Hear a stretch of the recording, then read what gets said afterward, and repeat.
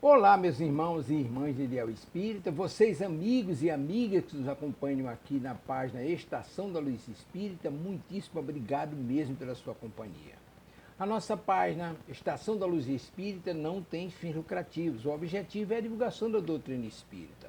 E é por isso que nós reunimos aqui esta sede de matérias espíritas para que possa atender às suas necessidades, estudo, lazer, pesquisa. Você encontra aqui na nossa página Estação da Luz Espírita os livros da codificação, obras suplementares, entrevistas, palestras e os programas da Web Rádio Estação da Luz de Natal e Web Rádio Cristo Consolador de São Paulo. Ou seja, um acervo que atenda às suas necessidades, sem fins lucrativos. O objetivo é a divulgação da doutrina espírita. E agora eu convido você para nos acompanhar na reprodução de mais esse trabalho imperdível. Muito obrigado mesmo pela sua companhia e vamos juntos.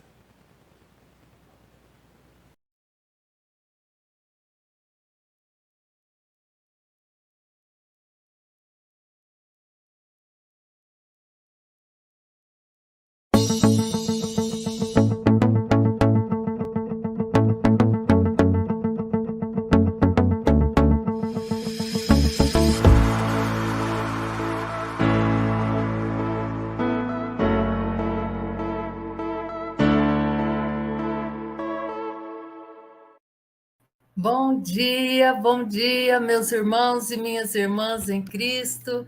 Sejamos todos muito bem-vindos para mais um programa à luz da messe, da colheita do amor. Tão bom, né? Amanhecer um sábado, chegou o sábado, e é o dia da gente, como se fosse um evangelho no lar, com todos juntos, né? Que delícia. Que Jesus abençoe todos os nossos dias, todos os nossos familiares, né? Deus sabe aqueles que mais necessitam, que todos sejamos abençoados. Então, meus irmãos queridos, vamos começar pelas preces que estão aqui no último capítulo do Evangelho segundo o Espiritismo, para aqueles momentos, sabe, que a gente às vezes está assim, ai, não sei como eu estou passando por um momento, nem prece me vem à cabeça. Mas a gente tem que lembrar que a prece é um antídoto. A prece nos fortalece para todos os momentos, né? Então, hoje, nós vamos ver uma prece muito interessante. No sábado passado, nós vimos uma prece para uma criança que acaba de nascer, né? Olha que momento bonito. E hoje, vamos aprender uma prece por uma pessoa que esteja agonizando, esteja próximo da morte. Aquela pessoa da nossa família, o nosso amigo, que já está na cama há muito tempo, e a gente vê que as forças estão se diminuindo, que a vida por si só vai expirando, né? O fluido vital vai acabando. Então, vamos fazer uma prece por um agonizante, aquela pessoa que está nos últimos momentos. E vamos ver o que o nosso querido codificador vai nos falar sobre esse momento. A agonia é o prelúdio da separação da alma com o corpo, né? Então, quando a pessoa fala agonia, o médico às vezes já fala, olha, se está no hospital, o médico fala, leva para casa para passar os últimos minutos junto com os familiares, né? Ou se está no hospital e não dá para sair do hospital, o médico fala, olha, está nos últimos momentos, né? Então, a gente sabe que esse momento, que se chama agonia, é o prelúdio, aquele momento antes da separação da alma que esse nosso corpo carrega para voltar para o mundo dos espíritos. E pode-se dizer, diz Allan Kardec, que nesse momento o homem não tem mais do que um pé nesse mundo. Entende? Que Allan Kardec quis dizer? Nesse momento, né, do prelúdio da separação da alma, a pessoa está mais para lá do que para cá. Tanto que às vezes a pessoa fala: vi meu pai chegando, que já desencarnou há 60 anos. Ai, olha, fulano ali querendo conversar comigo. o véu está se levantando, né? Já estão mais frouxas as conexões, né, da alma com o corpo, e a pessoa vai vendo os familiares que já antecederam, que estão ali esperando recepcionar para aquele abraço gostoso, né? Então, ó, essa passagem, diz Allan Kardec, é algumas vezes penosa para aqueles que se prendem à matéria. Sabe aquelas pessoas que só importa a matéria? É aquelas pessoas muito preocupadas com a aparência, muito preocupada com a roupa, muito preocupada com o carro novo do ano, muito preocupada com a casa que tem que ser nova, entende? As preocupações da matéria. Esse momento, para essas pessoas muito ligadas à matéria, que só a matéria vale, é mais difícil um pouquinho, porque a alma está se desligando. E a pessoa que não pensou na alma a vida toda, ela acha que morreu, acabou. Oh, não seria um Deus de amor e bondade, meus irmãos, se tudo acabasse com a morte do corpo físico, né? De que valeria? Não, por muito nos amar, Deus nos fez imortais. Olha que beleza. Então, essa passagem é algumas vezes penosa para aqueles que se prendem à matéria e viveram mais para os bens deste mundo do que para os do outro. Então, meus irmãos, o que nós estamos fazendo aqui todos os sábados? Nós estamos colocando os bens espirituais na nossa mochila. Bens esse que nós vamos carregar conosco o dia que formos chamados de volta, né? Porque se nós só nos preocuparmos com os bens materiais, esse nós não vamos levar. Vai ficar para os nossos filhos, para os nossos netos, não é mesmo?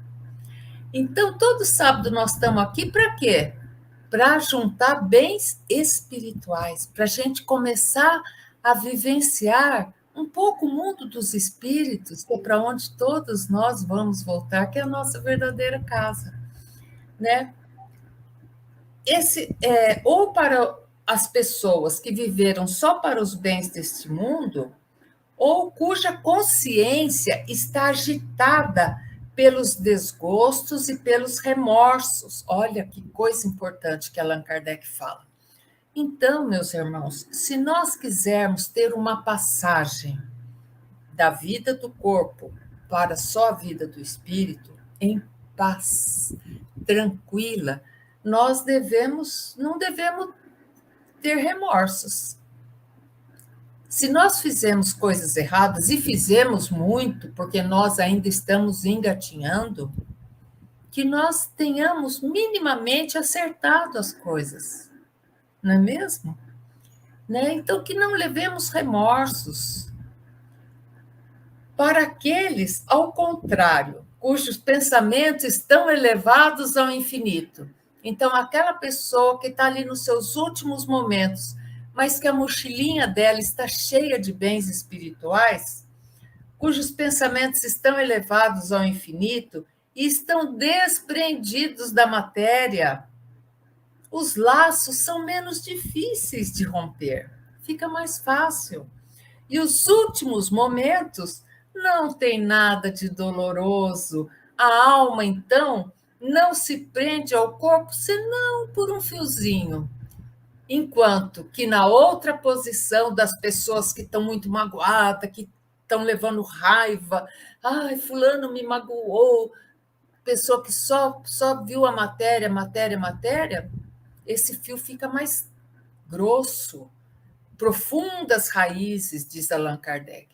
E em todos os casos, tanto da pessoa que já tem a mochilinha com os recursos espirituais, como daquela que a sua mochilinha só está de bens materiais, de remorso, de mágoa, de raiva, a prece, tanto para uma como para outra, a prece exerce uma ação poderosa sobre o trabalho da separação. Então, meus amigos, Olha, nós podemos fazer caridade até no último momento daquela pessoa. Podemos fazer uma prece para que o seu desligamento seja mais tranquilo. Então, vamos ver como seria essa prece. Olha o exemplo. Deus poderoso e misericordioso, eis uma alma que está deixando seu envoltório terrestre para retornar ao mundo dos espíritos, que é a sua verdadeira pátria. Possa nele entrar em paz e a vossa misericórdia se estender sobre ela. Olha, gente, se fosse só isso, já era uma prece linda. A gente falava, né? Deus misericordioso, né? Veja essa alma que está prestes a entrar no mundo dos espíritos, acolha ela, né? Que a vossa misericórdia possa fazer com que ela entre em paz. Olha que lindo, gente. Aí continua.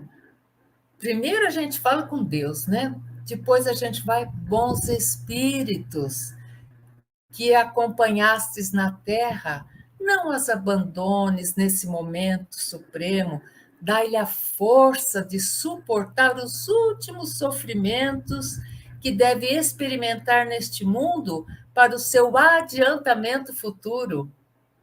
Inspirai-a para que ela se consagre ao arrependimento das suas faltas, os últimos clarões de inteligência que lhe restam, ou que possam momentaneamente lhe retornar.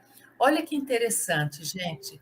Então a gente pede para os espíritos que acompanharam, os bons espíritos que acompanharam essa pessoa durante toda a caminhada dela, que eles continuem ali se fazendo presente e mais, que inspirem ela ao arrependimento, porque às vezes a pessoa tem um arrependimento, então agora é a hora de se arrepender, mas às vezes a pessoa não está mais lúcida. Mas vocês já perceberam que às vezes uma pessoa está ali, ó, sem lucidez, já em coma, aí recobre por minutos, 10 minutinhos, 5 minutinhos, recobra, reconhece as pessoas que estão na sua volta. É um momento glorioso, gente. É um momento em que essa pessoa, inspirada pelos bons espíritos, vai pedir perdão das faltas, vai rever seus parentes ali, suas almas queridas ali ao lado. Olha que beleza. Dirigir meu pensamento, aí a gente continua na prece. Dirigir meu pensamento a fim de que sua ação torne menos penosa o trabalho da separação e que ela leve consigo, no momento de deixar a terra, as consolações da esperança. Olha que bonito, gente. Não é mesmo? Muito bonito, né? Pedir que essa pessoa, na hora que ela está deixando a terra, ela leve o conforto, a consolação de que ela foi amada e de que do lado de lá estão os amados dela que já antecederam ela na grande caminhada, esperando por ela. Que Deus é um Pai de amor e bondade, que Jesus é nosso mestre guia, que Maria de Nazaré é nossa Mãe Santíssima. E nesse momento a gente fala, segure na mão de Maria, minha irmã, meu irmão, e siga em paz.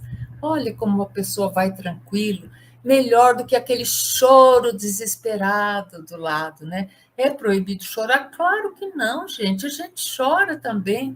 Às vezes, até nesse momento que a gente está falando isso com a pessoa, as lágrimas estão descendo. Mas que tenhamos a força de encorajá-la nesse momento, de deixá-la partir em paz, em tranquilidade, porque nós sabemos que nada termina com a morte do corpo físico, nada termina, não é mesmo? Nossa, que linda, né, essa passagem, gente. Nossa, achei linda, me tocou profundamente. Então, vamos agora, na continuidade, fazer a leitura inicial do nosso livro Pão Nosso. Livro psicografado por nosso saudoso irmão Chico Xavier e foi ditado pelo espírito de Emmanuel. Ai, gente, é tão lindo esse título. Olha, e é muito linda a história. O título é Ajuda Sempre. E ela é retirada daquela parte da Bíblia, do Novo Testamento, que chama Atos dos Apóstolos, capítulo 21, versículo 13. E diz assim: Mas Paulo respondeu: Que fazeis vós chorando e magoando meu coração? Vamos ver quando é que Paulo falou isso para aquelas pessoas que estavam ao lado dele. A história de Paulo, gente, é belíssima. Quando vocês puderem, leiam sobre Paulo. Muito linda a história dele. Tem aquele livro maravilhoso que chama Paulo e Estevão, que foi um livro divisor de águas na minha vida. Conta a história de Paulo. Linda, linda. Então vamos lá. Agora Emmanuel vai nos explicar em que contexto Paulo falou essa frase. Que fazeis vós chorando e magoando meu coração? E vocês vão ver, gente, que tem tudo a ver, por incrível que pareça, tem tudo a ver com a prece que aprendemos hoje, para o momento derradeiro. Olha só. Diz Emmanuel: constitui passagem das mais dramáticas no Ato dos Apóstolos, aquela em que Paulo de Tarso se prepara à frente dos testemunhos que o aguardavam em Jerusalém. Então, são os últimos momentos de Paulo. Viu só? Os últimos momentos de Paulo. Na alma heróica do lutador, não paira qualquer sombra de hesitação. Mas antes disso, deixa eu falar um contexto muito interessante sobre Paulo. Paulo, gente, ele tinha, na realidade, no mínimo 2 nacionalidades, mas ele poderia dizer até que ele tinha 3 nacionalidades. Paulo era de Tarso. Tarso era uma cidade da Síria. Ok. Paulo era judeu. E Paulo, porque Paulo era muito. Ele foi formado nas altas cortes, ele era um magistrado, ele era um pregador, ele era muito importante para o Império Romano.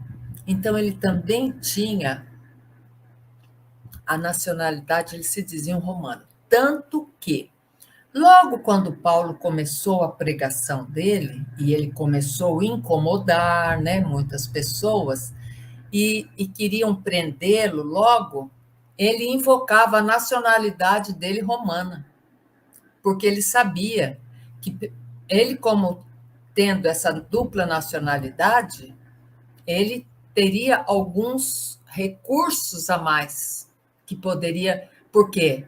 Porque ele sabia que ele não poderia ser preso ainda, que ele não poderia ser morto ainda, que ele tinha muito que esparramar a palavra de Jesus. E graças a Paulo, hoje nós temos tudo isso. Graças a Paulo.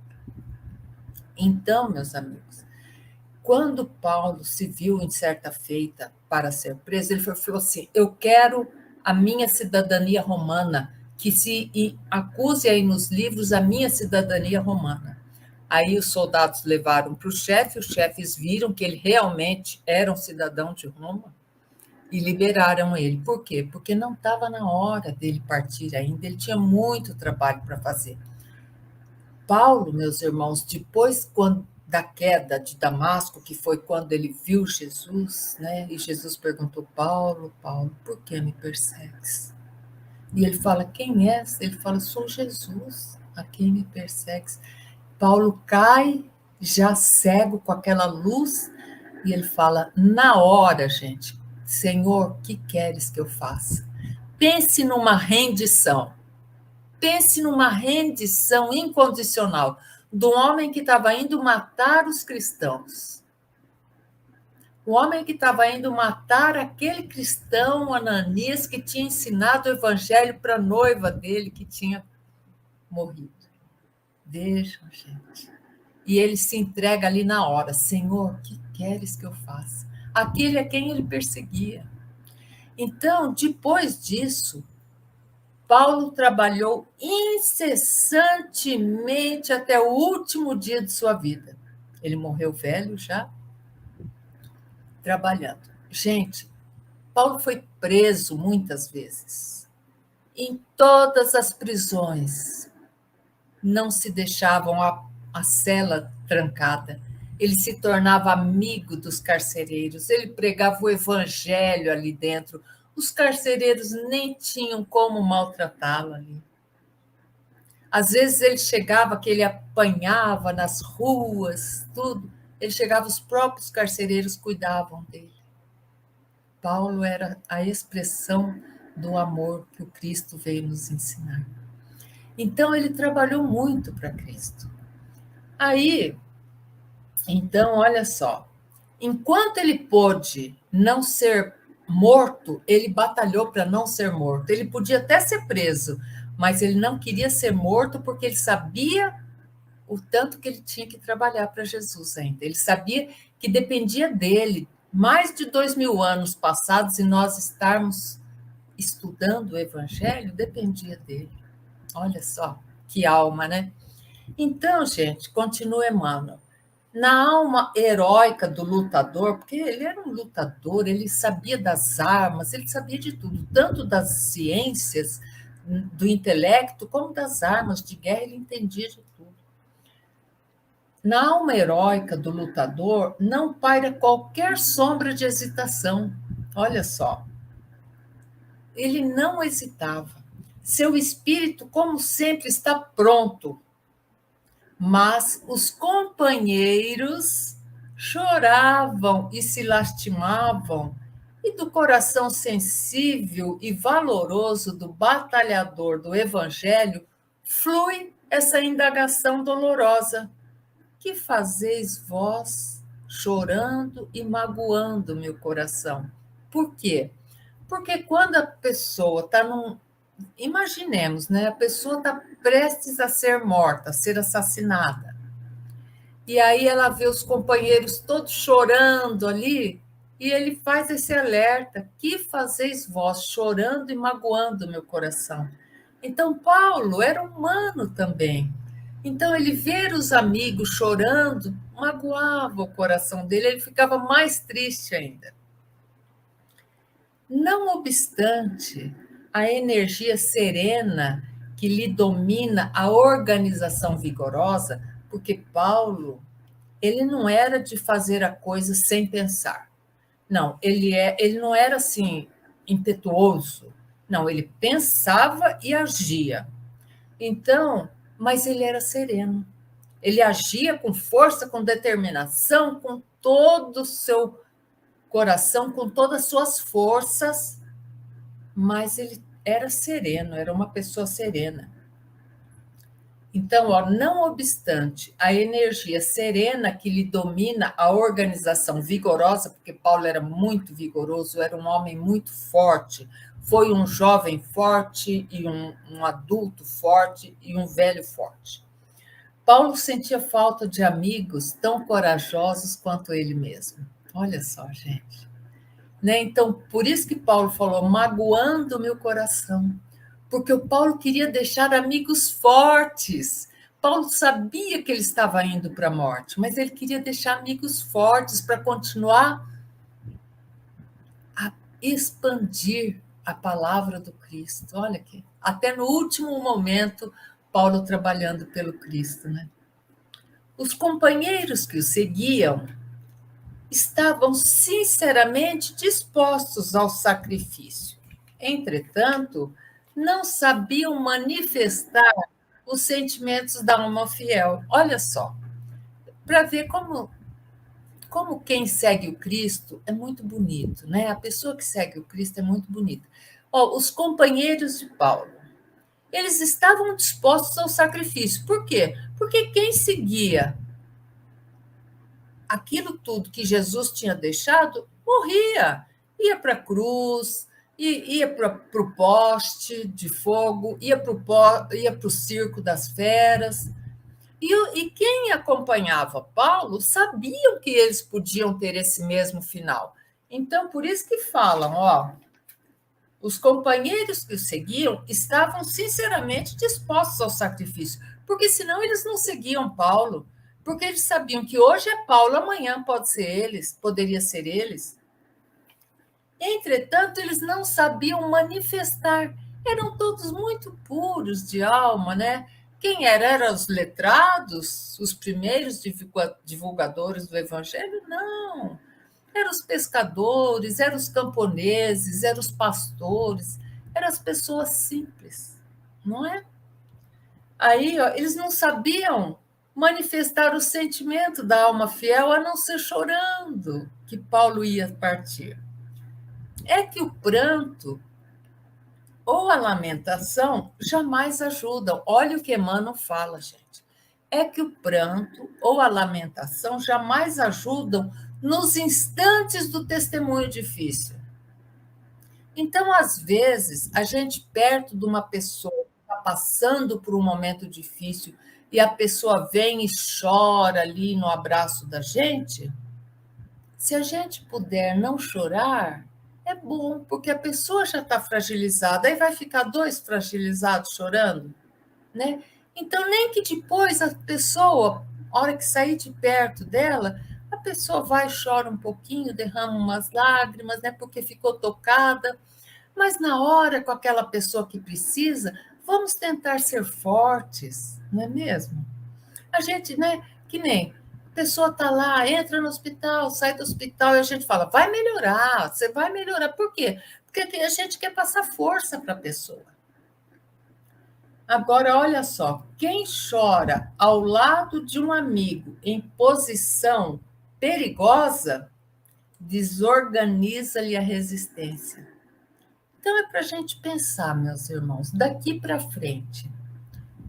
Será que o fato da gente chorar junto de uma pessoa que já está fragilizada vai ajudar? Emmanuel diz que não. Diz que quando a gente chora junto com o amigo que está passando por dificuldade, a gente ajuda a fragilizar ele. Olha só, desorganiza-lhe a resistência. Então, que a pessoa veja na gente sempre um apoio. E apoio tem que ser firme. Ninguém apoia numa bengala quebrada, né? Numa bengala de plástico. Não, a gente apoia numa bengala de madeira, firme.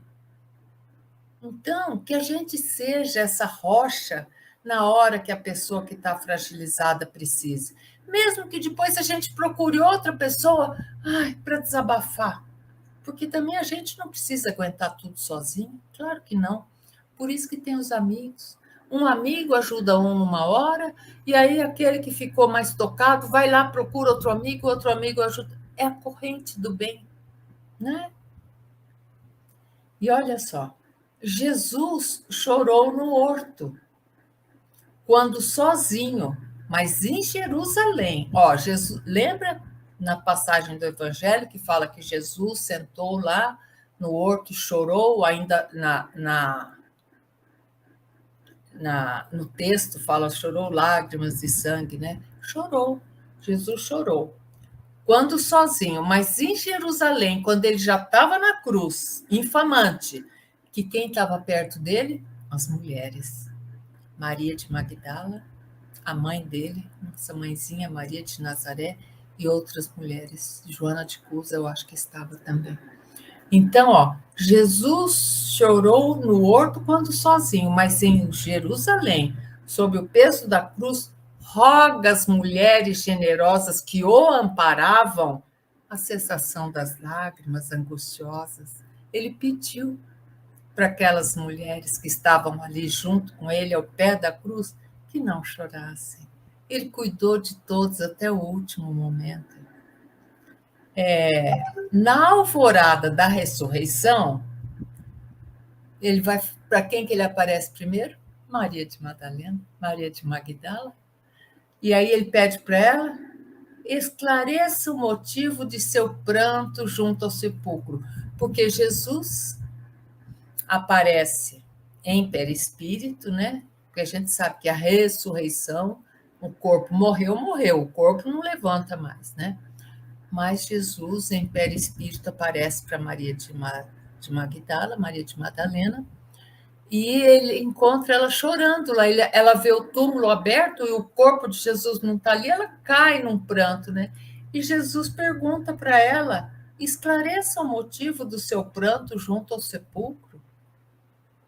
Maria de Magdala estava tão emocionada ali naquele momento que ela chegou para visitar o túmulo de Jesus e viu o túmulo aberto e vazio, e ela viu aquela pessoa se aproximando, ela achou que era o jardineiro, que ali no local onde se enterravam os corpos, porque se enterravam os corpos nesses locais, pessoas que tinham dinheiro.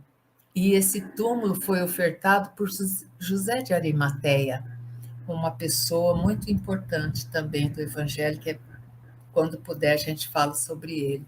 E ele deu, né, cedeu esse túmulo que era para ele, para a família dele, ele cedeu para enterrar Jesus.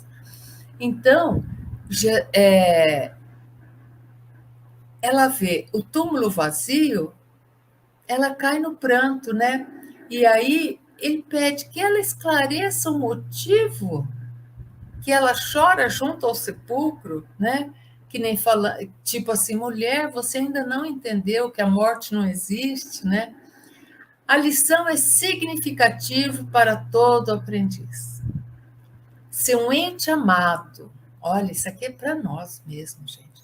Se um ente amado permanece mais tempo sob a tempestade necessária, porque todos nós aqui, meus irmãos, nós passamos pelas nossas tempestades, né? E quando um ente que a gente ama muito está passando por mais tempo por uma tempestade que é necessária para que esse ente querido passe, não te entregues a desesperos inúteis. A queixa não soluciona problemas. Ao invés de magoá-lo com soluços, aproxima-te dele e estende as mãos. Olha, gente, que lição.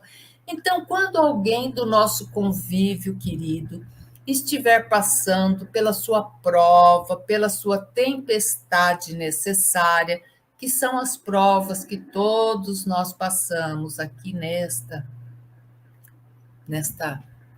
nesta passagem pela Terra, quando nós vemos um ente querido passando pela sua tempestade necessária, não nos entreguemos ao desespero.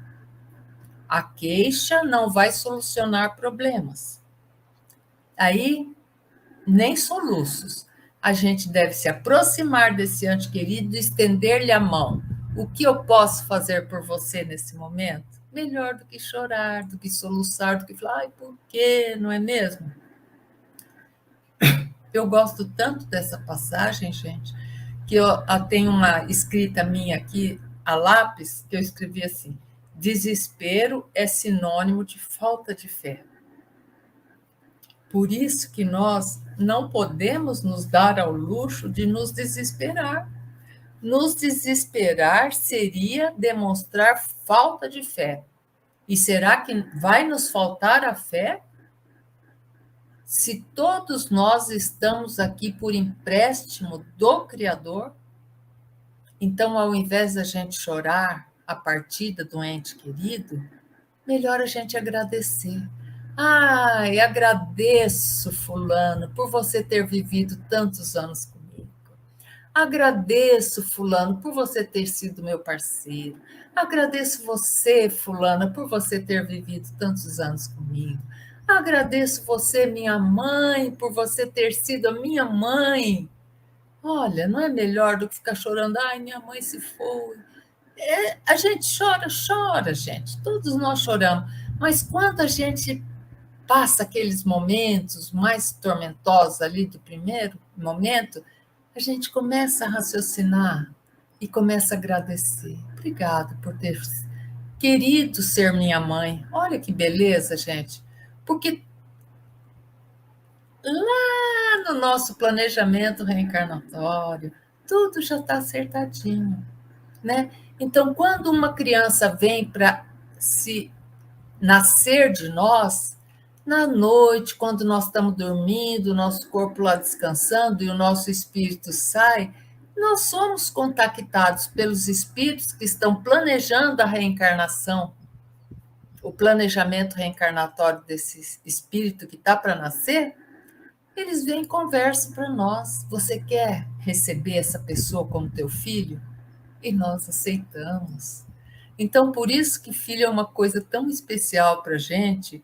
E mesmo quando as mães e os pais que têm filhos que dão muito problema, e existem, a gente sabe que existem, eles nunca desanimam do filho. Por quê? Eles aceitaram, né? Precisava aquele filho vir para a nossa família. Precisava aquele filho nascer da gente. Olha que coisa bonita. Então, meus irmãos, que nos momentos das tormentas que todos os seres humanos passam, que nós sejamos aquela mão forte ali do lado, né? Então, e não pensem, meus amigos, que tudo aquilo que eu aprendo aqui é fácil para mim. Eu estou aprendendo com vocês. A vida nos dá oportunidades de aprender junto todos os dias. E agora, vamos ao nosso livro, Colheita do Amor, Messe de Amor, psicografada pelo nosso irmão Divaldo Pereira Franco e ditado pelo espírito de Joana de Ângeles. E olha só o título de hoje: Espíritos Doentes. Vamos ver. E ela começa assim, gente: Joana não passa a mão na cabeça da gente. Quer dizer, benfeitor nenhum passa a mão na cabeça da gente. Eles falam o que tem que falar. E ela começa assim: quase todos somos espíritos doentes. Ponto. Então, é para a gente saber aonde nós estamos na escala. Quase todos somos espíritos doentes. Guardamos paixões? Mantemos opiniões arraigadas? Para mim, assim, é pau, pau, pedra, pedra. Dominamos corações dos outros? Espezinhamos sentimentos? Eu utilizo o sentimento daquela pessoa, quando não preciso mais, eu jogo fora? Conservamos animosidade? Eu estou de mal de fulaninho. Então, quase todos somos espíritos doentes. Se em algum momento da vida nós guardamos paixões, nós mantemos opiniões arraigadas, nós não temos abertura, nós dominamos o coração do outro, é meu, é meu, é meu, é meu filho, tem que fazer do jeito que eu quero. Se nós espezinhamos sentimentos, se nós conservamos animosidades, nós somos espíritos doentes. Mas, iluminados pela claridade divina, escondemos o sol da crença por detrás da nuvem da dúvida. Muitas vezes nós ainda duvidamos. Muitas vezes nós somos iguais a Tomé. Lembra de Tomé da Bíblia? Que ele viu o Cristo. Depois de Maria Madalena, Jesus se apresentou para os discípulos, né? Depois da morte do corpo físico dele, ele aparece em perispírito para os espíritos, e Tomé fica não acreditando, não querendo acreditar que é Jesus. E aí ele pede para Jesus mostrar chagas da onde ele foi pregado, das mãos e dos pés, e aí ele toca na chaga e vê. Muitas vezes nós somos iguais a Tomé, nós ainda não acreditamos, né? Mas então, iluminados pela claridade divina, todos nós somos, mas às vezes nós escondemos o sol da nossa crença por detrás da nuvem da dúvida, né? Às vezes a gente escuta as coisas aqui no sábado e quantas vezes a gente não se pergunta: nossa, será que é assim mesmo? É nossa, mas é ruim se questionar? Não, não é ruim, porque às vezes nos questionando, faz com que a gente vá e estude mais profundamente nos livros bons. Aí, ó, tocados pelo amor universal, em mensagem vigorosa, porque o que que Jesus veio fazer aqui na Terra? Nos ensinar a amar. Mas é um amorzinho assim, meia boca? Não, é um amor vigoroso, né? Então, ó, tocados pelo amor universal. Outra coisa, Jesus veio nos ensinar a amar só a nossa família? Eu amo só meu filho? Agora o filho do outro eu não posso amar, não. É esse tipo de amor? Não. Jesus falou o quê? Amai a Deus sobre todas as coisas, de todo o seu conhecimento, de todo o seu espírito, com toda a sua força, e ao próximo como a si mesmo. Pronto, gente. Então, ó, tocados pelo amor universal.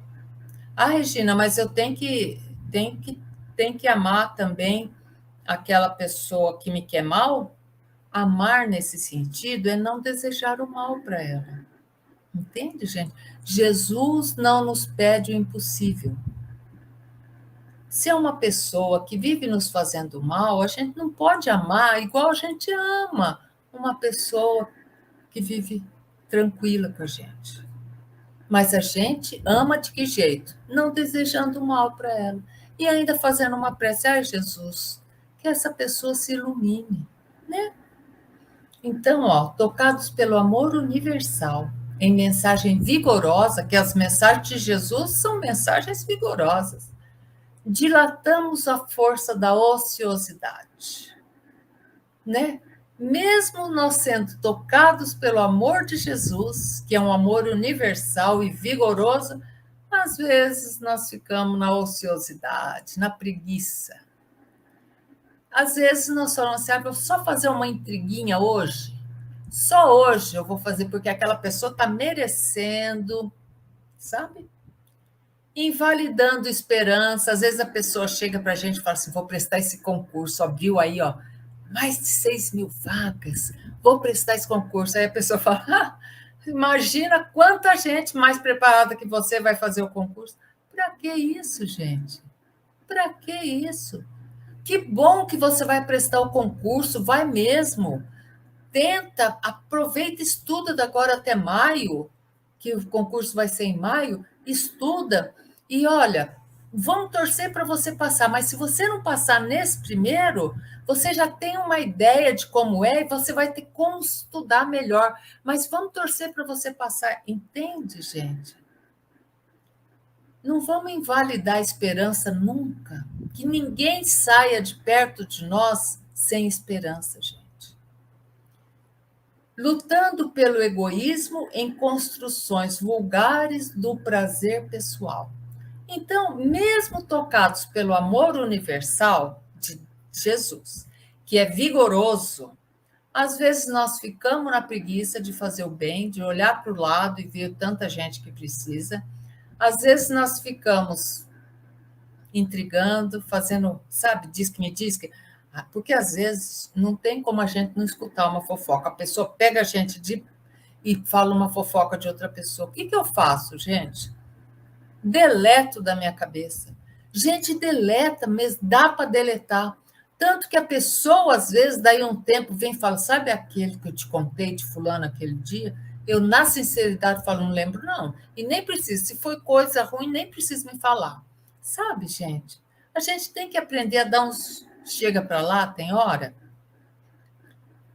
Não vamos né? Mesmo então sendo iluminado pela claridade divina, mesmo sabendo do amor universal que Jesus veio pregar, nós ainda às vezes invalidamos esperanças, ainda somos egoístas, ainda ficamos nas construções vulgares, só do prazer pessoal. Se tá bom para mim, tá ótimo, não importa que eu pise, que eu use outra pessoa, entende? Fascinados pelos altos cimos. Eu quero estar no lugar do meu chefe, nem que para isso seja nem que para isso eu puxe o tapete dele, mas um dia eu quero estar no lugar do meu chefe, ó, fascinados pelos altos cimos. Ainda sonhamos com a terra, lutando pelos seus poderosos comandos. A gente, né? Muitas vezes a gente quer estar no comando da situação. Tem que ser do meu jeito, é aqui. Não, eu vou pôr. Não, não põe aqui, não. Põe aqui. Mas, gente, por que, que eu tenho que estar com a razão sempre? Fraternistas, né? Nós já sabemos da necessidade da fraternidade, dirigimos consciências sobre o relho de palavras, atos ou pensamentos hostis. Olha só, se nós sabemos que nós precisamos ser fraternos, quantas vezes nós ainda somos duros com as palavras das pessoas, né? Ou pensamentos, temos ainda, às vezes a gente não fala, mas a gente pensa. Ficou do mesmo tamanho. Não precisa, às vezes, expressar. O fato de eu pensar mal de uma pessoa, eu já, entende? Já fui para o brejo. Só o fato de pensar mal. Somos quase todos espíritos doentes. Por isso que ele falou, o nome do título é Espíritos Doentes. E ela começa, quase todos somos espíritos doentes. Mas a semente que se recusa a morrer não enseja a árvore oportunidade de viver. Então, o que isso quer dizer? Vamos imaginar a semente, né? A gente planta a semente da laranja. A semente, ela não morre, ela abre, ela já não é mais semente, a hora que ela abriu, né? Ela abre para sair o brotinho de dentro dela. Então, ela dá vida pelaquela nova árvore, né? Então, ó, mas a semente que se recusa a morrer não enseja a árvore oportunidade de viver. E para nós isso? O que é a semente que se recusa a morrer? Se nós não resolvermos matar em nós todos os nossos vícios, o egoísmo, o orgulho, a prepotência, o diz que me diz, que o fala mal, as maledicências, se nós não resolvermos matar isso de nós, a nossa árvore não vai crescer. Entende, gente? Então, nós precisamos fazer o quê? Matar os nossos vícios para deixar as nossas virtudes aparecerem. Que nós temos virtudes tão lindas, meus irmãos. E ela continua: a água que se não submete não movimenta dínamos que beneficiam a vida. Vocês veem os nossos companheiros, nossos irmãos da Secretaria de Saúde, do município, que passa para ver se tem larva do mosquitinho da dengue em casa? Eles não passam, a gente não abre a porta, recebe eles muito bem. Se é um dia quente, a gente ainda oferece uma aguinha gelada. Se é um dia frio, a gente oferece um cafezinho quente, porque eles estão fazendo um serviço tão bonito, né? Popularmente, eles são chamados mata-mosquitos, né? Mas nós sabemos que eles fazem um serviço maravilhoso.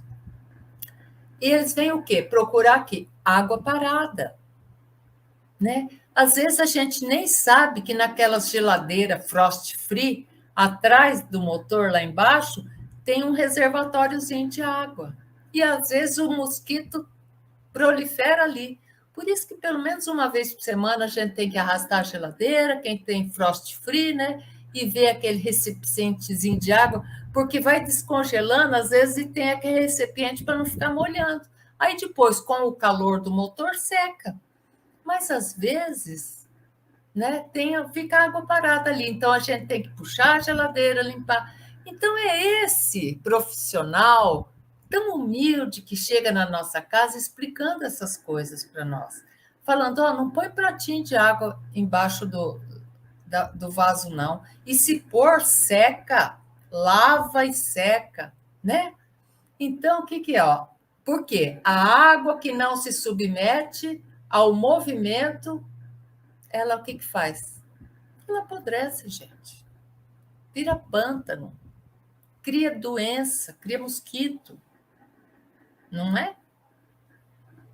O trigo que se obstina ante o esmagamento não favorece o aparecimento do pão. Imagina vocês, se o trigo falasse, eu sou lindo, olha como eu sou amarelo, vibrante aqui no campo, não vou me deixar triturar para virar uma farinha branca sem brilho, não. Não. O trigo se submete a ser moído para fazer o pão, para virar alimento. Nós precisamos também fazer a nossa parte. Que tipo de alimento nós estamos sendo para as pessoas com quem nós convivemos? E para isso nós precisamos o quê? Matar os vícios, fazer brotar as nossas virtudes. Olha só, da tua enfermidade surgirá a morte da forma para crescimento da fagulha de luz de que és constituído. Isso aqui merece uma boa interpretação. Olha só, da tua enfermidade surgirá a morte da forma para crescimento da fagulha de luz de que és constituído. Às vezes, meus irmãos, a gente não sabe porque a gente tem uma doença. Às vezes a gente tem tantas doenças durante a vida, mas a doença, nós sabemos que ela começa onde? No perispírito. São marcas dos nossos vícios de outras horas que ficam marcados no perispírito. E um dia eles aparecem para que a lei seja cumprida. Então, da tua enfermidade surgirá a morte, o quê? A morte do vício, para crescimento da fagulha de luz que és constituído. Vocês já viram, gente, uma pessoa que sofre um AVC bem poderoso e que escapa? Ele não é mais a mesma pessoa. Por quê? Porque ele aprendeu. Uma pessoa que lida com um câncer difícil, nenhuma pessoa sai igual, gente. Todos se melhoram. Ou a pessoa fica mais humilde, ou a pessoa fica mais compreensiva, ou a pessoa dá uns mergulhos lá para dentro dela e fala, nossa, eu tenho que mudar umas coisas aqui dentro de mim. E é fácil? Não é fácil, gente. Mas é o que vai nos dar vida. Vida em abundância. Então, e aí vai nos trazer a fagulha de luz do que somos constituídos. Porque somos feitos de luz. Somos feitos de luz. Só que os nossos vícios ofuscam. E quando a gente vai matando, tirando esses vícios e deixando as virtudes brotarem, a nossa luz aparece novamente. E às vezes, para isso, às vezes acontece uma doença no meio do caminho. Mas se nós soubermos passar por essa doença, meus irmãos, vamos ser mais luz ainda. Ninguém te pode acusar por trazeres a lama de ontem e o lodo de hoje nos pés transformados em feridas. Então, olha só, se nós trazemos lama de ontem, gente, se essa é a nossa melhor versão, imagine o que fomos em outras, né? Se essa é a nossa melhor versão, imagina o quanta lama nós trazemos ainda de outras encarnações, né? Agora, a gente tem que não deixar o lodo de ontem se transformar em ferida nos nossos pés. O que são as encarnações? A oportunidade de acabarmos com os lodos de ontem, né? Sem o sulco que a dor rasgou em teus tecidos, o avanço teria sido impossível. Muitas vezes vocês percebem que os benfeitores, eles falam muito de terra, né? O arado, o sulco, né? Então, quando a terra está sendo preparada para plantar, para receber a semente, então ela é arada e depois faz o sulco, né? Para ficar macio para botar a terra, a semente, né? Então, sem o sulco, e para a terra, não é difícil para a terra rasgar ela, revolver ela? É difícil. Assim para nós também, gente. Sem o sulco que a dor rasgou em teus tecidos, o avanço teria sido quase impossível. Percebe, gente?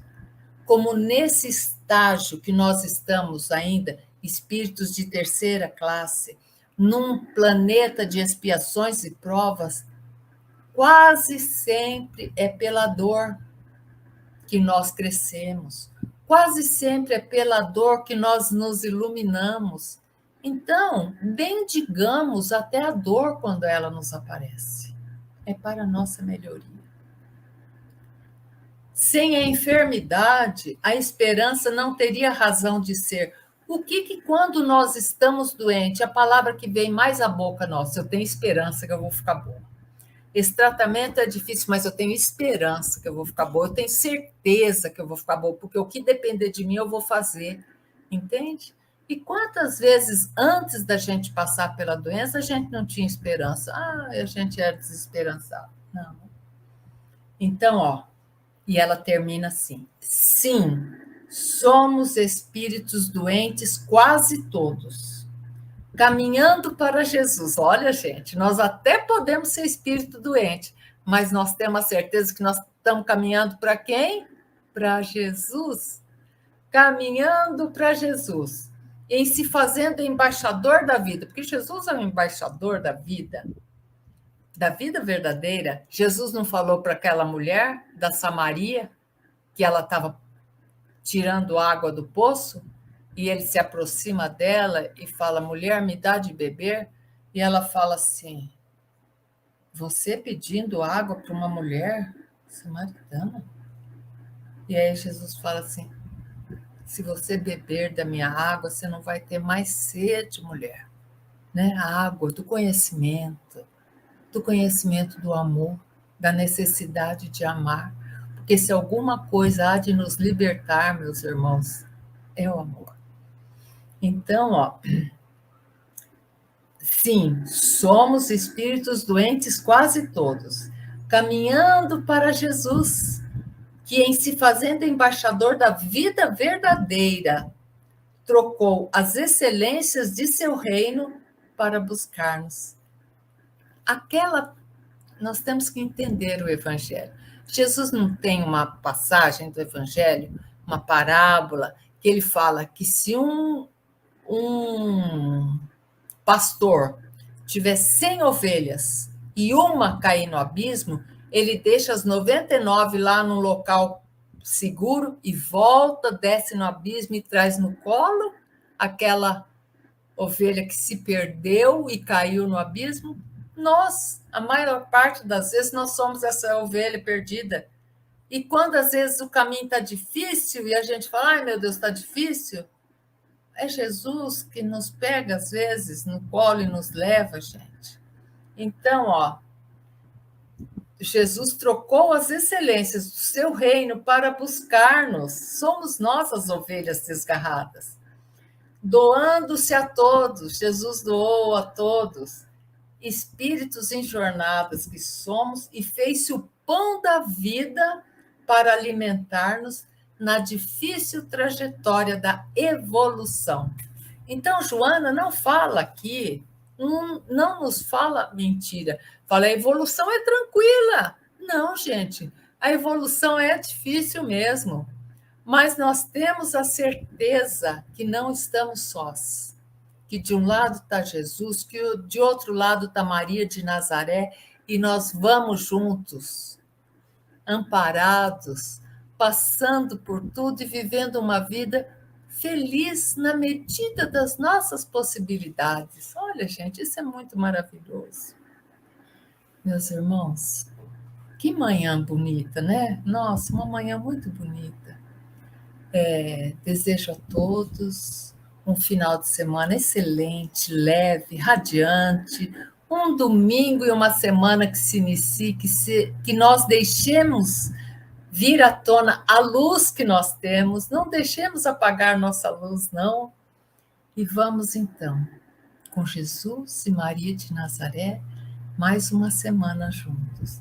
Já diz de agora, Catarina, lá embaixo, já diz de agora, agradeço, a companhia de vocês e desejo uma semana linda, abençoada. E agora nós vamos fazer a prece, nossa prece de encerramento de Maria de Nazaré. Deixa eu achar ela aqui, porque ela é muito linda. Ave Maria, Senhora do amor que ampara e redime, ai do mundo se não fora a vossa missão sublime. Cheia de graça e bondade, é por vós que conhecemos a eterna revelação da vida em seus dons supremos. O Senhor sempre é convosco, mensageira da ternura, providência dos que choram nas sombras da desventura. Bendita sois vós, Rainha, estrela da humanidade, rosa mística da fé, lírio puro da humanidade.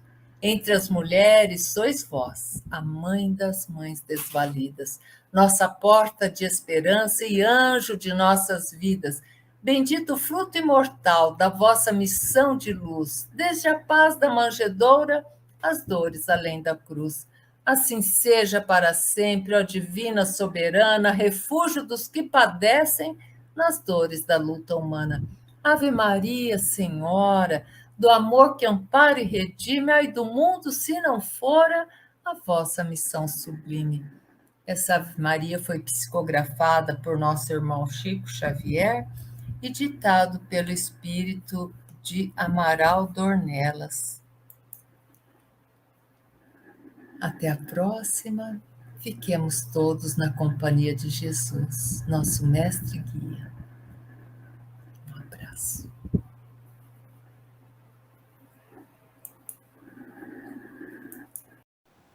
Chegamos ao final da nossa atividade. Muitíssimo obrigado mesmo pela sua companhia e espero você no próximo evento.